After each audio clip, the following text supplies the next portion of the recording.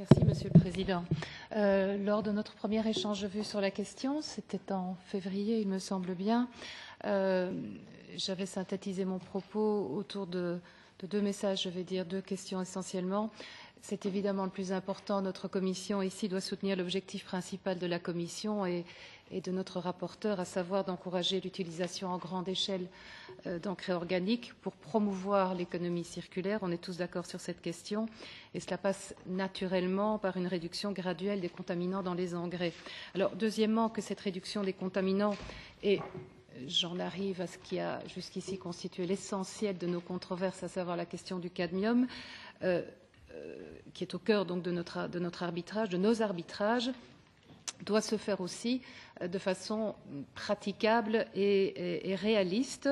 Tous les États membres n'ont pas, je dirais, les mêmes canaux d'importation déjà des phosphates, et tous les États membres non plus. Et je dis ceci à l'attention de mon collègue suédois à ma gauche, collègue et ami, Frédéric Federley. Tous les États membres n'ont pas la même acidité au sol, les mêmes conditions naturelles, effectivement, qui, dans certains cas, aggravent effectivement l'accumulation des phosphates riches en cadmium. Donc voilà ce qui explique peut-être aussi en partie la diversité de nos réactions ici sur cette question.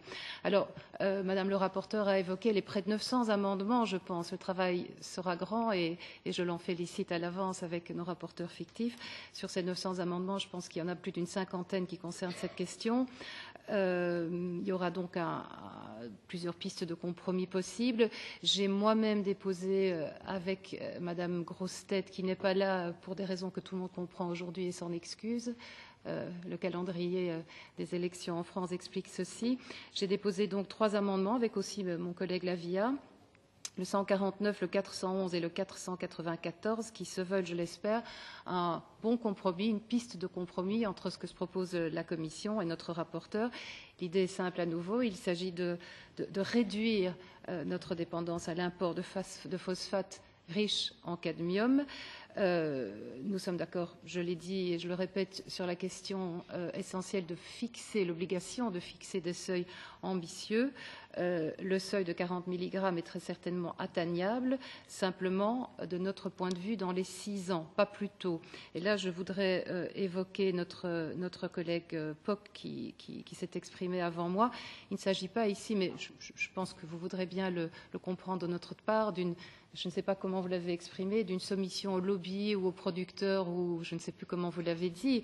Simplement, et je le disais déjà il y a quelques mois, la question de la praticabilité, de la faisabilité et du coût nous importe aussi et essentiellement.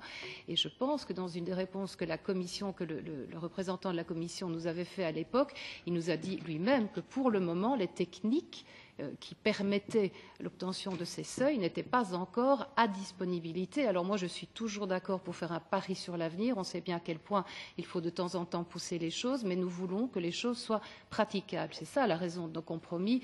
Ce n'est pas des grands échafaudages sur la soumission à des lobbies quelconques. Voilà, j'ai noté 2 autres amendements qui me paraissent apporter toujours une plus-value sur cette question du cadmium, le 430, qui est déposé par notre collègue Christophe Fellner, qui demande à la Commission d'évaluer la façon dont les nouveaux seuils limites proposés sont justement rendus possibles par les nouvelles technologies. Aussi l'amendement 421 de mes collègues Lise et Olveni, pour ce qui concerne cette fois le seuil tout à fait inférieur de 20 mg par kilo, des amendements qui se situent plus dans la logique de l'étiquetage de l'information que celle des limites et qui me paraissent très réalistes de nouveau au vu des techniques actuelles.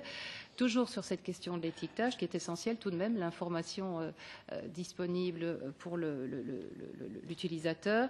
J'ai déposé l'amendement 773 qui demande cette indication justement de la teneur en métaux lourds du fertilisant porteur du marquage CE.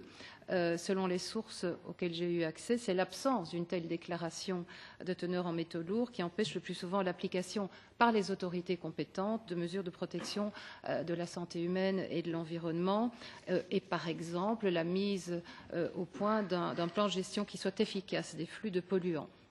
Donc voilà, je terminerai sur un dernier point évoqué dans les questions liminaires évoquées par Madame le rapporteur, qui me paraît essentiel.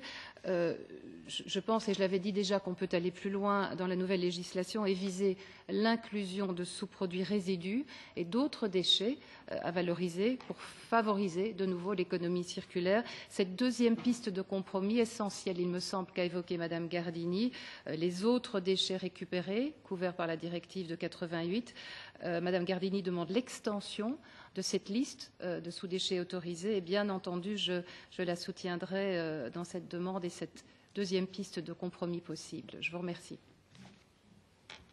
Merci beaucoup. Je passe maintenant la parole à Madame Ayuso, qui l'a demandé.